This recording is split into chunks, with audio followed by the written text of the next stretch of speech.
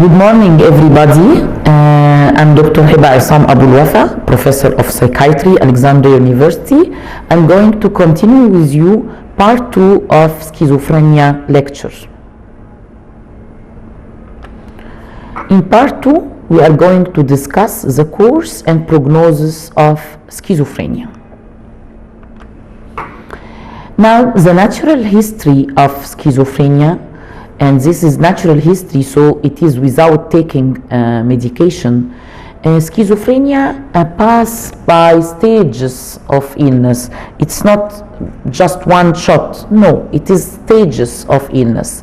The first stage is that of premorbid stage. Yes, in schizophrenia there are some people that are more susceptible or have premorbid personalities that is more common to have schizophrenia later on with environmental factor or stress. These people, or at this stage, people have few or even no symptoms. They are awkward, sometimes not sociable, like to be more alone, odd, and for example wearing some bizarre or unusual clothes, having sometimes acts that are weird. So premorbid personality, which is actually schizotypal most commonly, until they pass into late adolescence, they are considered normal people. Then the prodroma start. In prodroma, there is attenuated symptoms. So symptoms start, but they are not overt.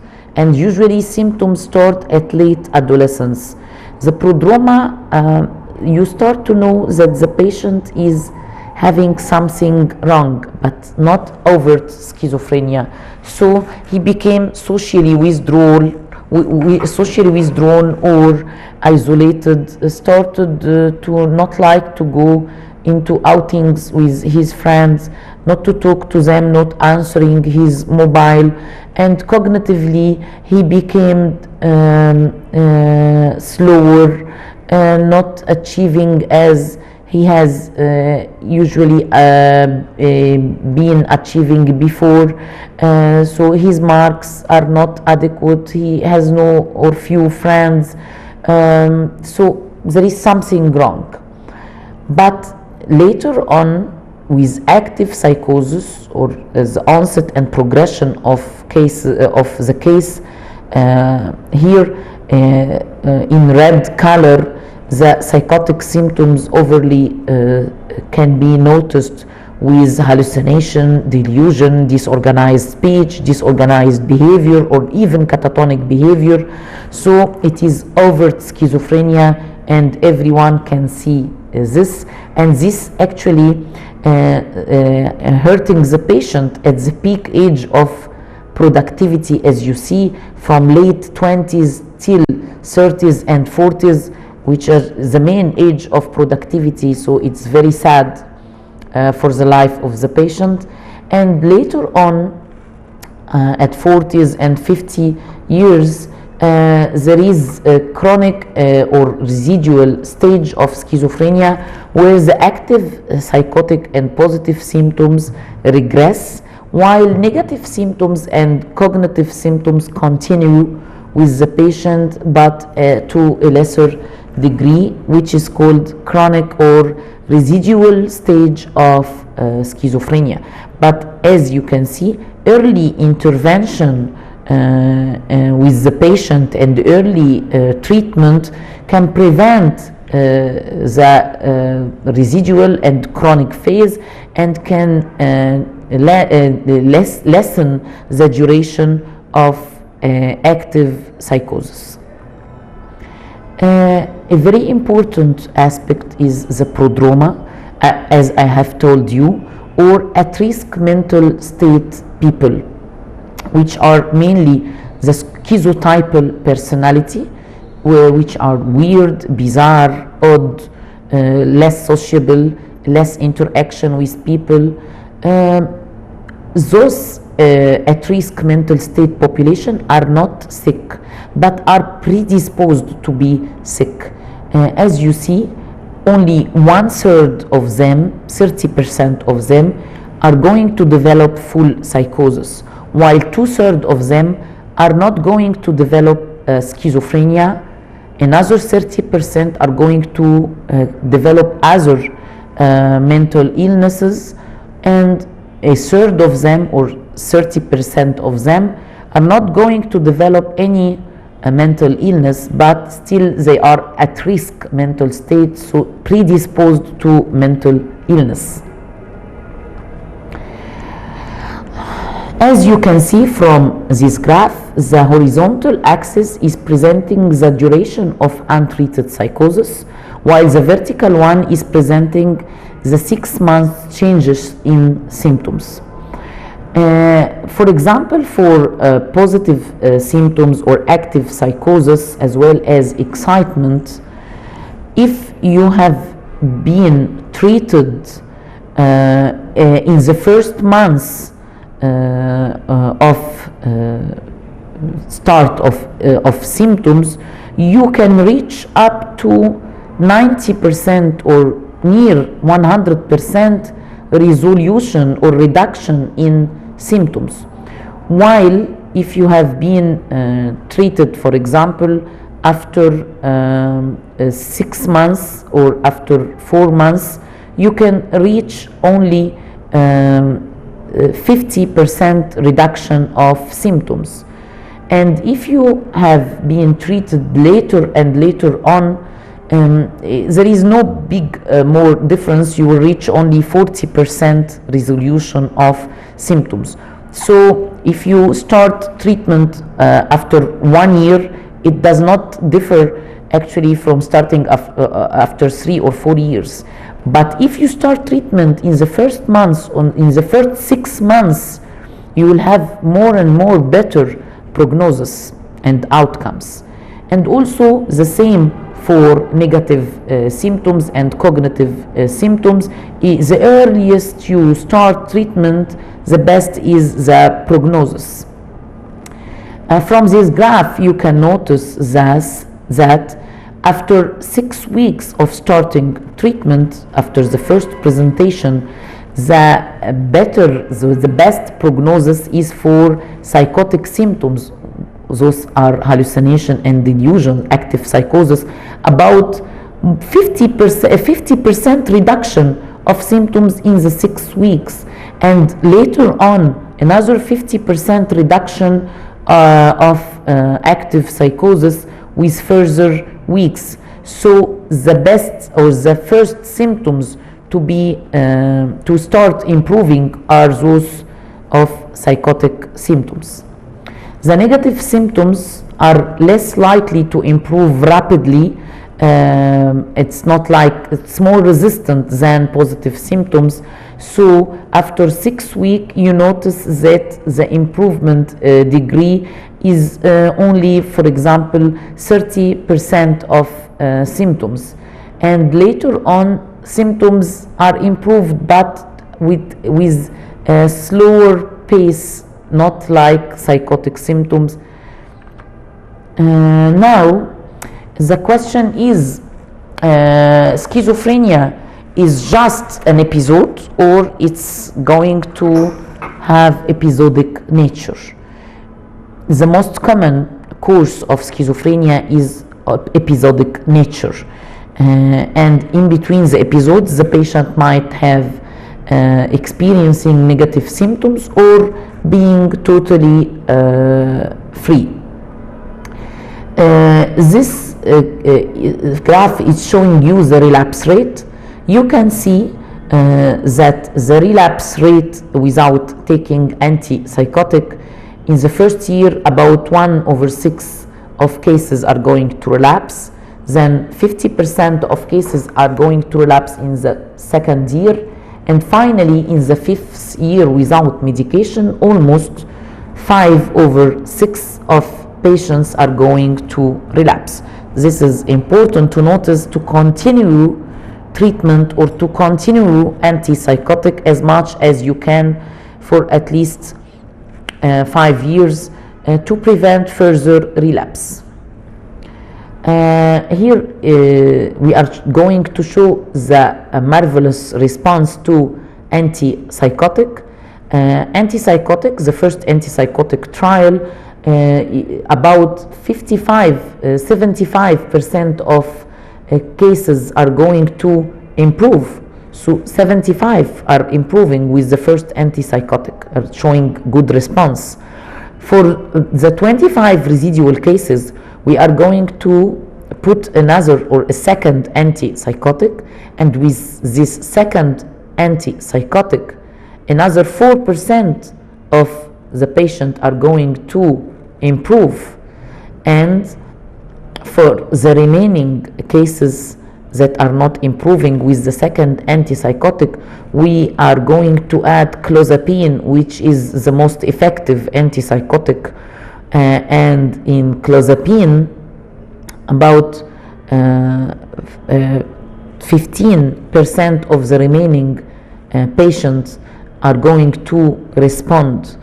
So finally 5% of schizophrenic population only are clozapine non-responder or resistant schizophrenia, which are not going to improve. But 95% of cases are going to respond either for the first antipsychotic, the second antipsychotic, or even the clozapine. As you see here, only 5% of cases are not going to respond to any medication. So schizophrenia is actually a treatable condition. Here we are showing to you the importance of being adherent and compliant to antipsychotic, because you see the relapse rate is much more common for patient taking placebo more than in patient taking antipsychotic. So for those taking placebo, most of them are going to relapse after 5 years, while for those taking antipsychotic, only part of them, about 20%, are going to relapse. The symptoms outcome also differ according to the compliance with medication. At first presentation, the initial outcome is that about 20% of cases are remitted and never going to relapse again. While after 20 years, you can categorize patients into remitted patients, and those are about 60% of patients, and 20% of them never relapsed again, while about 40% of them, they are remitted but have experienced previous relapses, and about 20% of them, they are symptomatic but with no active psychosis. They are only residual psychosis with residual psychosis, so they are only symptomatic and never reached remission, while about 30% will be resistant cases. The symptoms outcome is improved very well with taking antipsychotic, and some of the patients actually will keep the remission and will never relapse even if they are not taking antipsychotic after 5 years of medications, while those who are non-adherent are more likely to experience more and more relapses. This graph is to showing you that insight, so the patient, if he is insightful, if he understands his condition and the nature of his illness, and he have been educated very well to understand the nature of his illness, the time consumed into hospitals and readmissions is lesser than the patient who are not insightful. So psychoeducation is important to the patients. This slide is to show you the insight and adherence to medication usually present in antipsychotic. 40% of schizophrenic are non-adherent with their antipsychotic at a given time, and about 60% of them are missing for 1 week at some point their medication.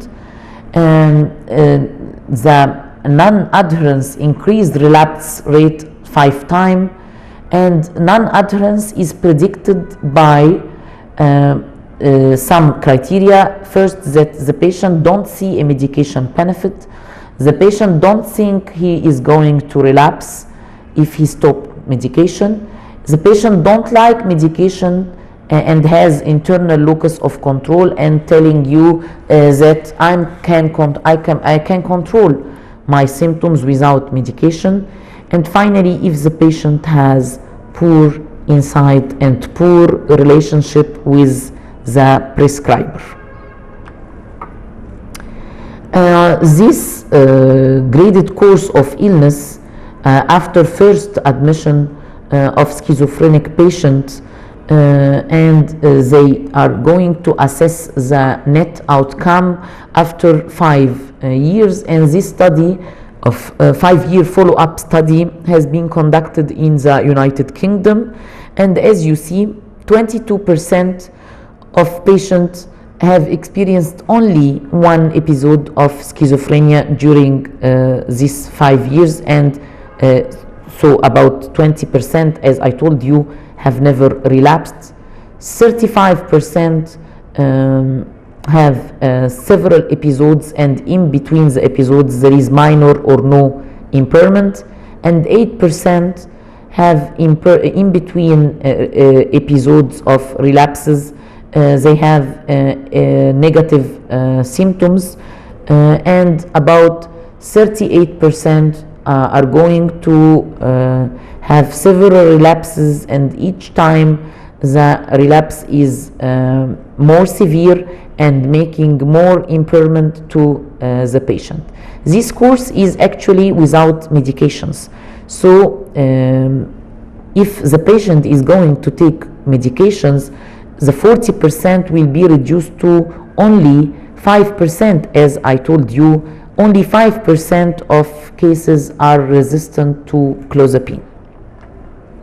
Here again, the importance of being compliant to antipsychotic as much as the patient can for at least 5 years. The prognostic factors or the prognostic predictors of a better prognosis in schizophrenia, so first is the old age of onset, being female, as I have explained to you that symptoms are mostly more severe in males, being married because marriage is a social support, having no family history of psychosis, with good premorbid personality, high IQ, presence of precipitating stressor, presence of positive symptoms, because as I have told you, positive symptoms are most likely to respond to treatment earlier, treatment compliance, good support, acute onset, and presence of mood component. This very impressive slides actually taken from Wikipedia is showing us life expectancy. As you can see, the best life expectancy in the world is in Monaco, where males can live to their 90s and females also can reach above 90 years. And the least life expectancy in Afghanistan, where males actually died at their 50, and also females. And here is our schizophrenic patients with lower life expectancy and worst health state, worst general health state. This might be because of very bad quality of life, sedentary quality of life. They are not capable of earning their life, and they have not enough money, and quality of food and quality of exercises. They are not working.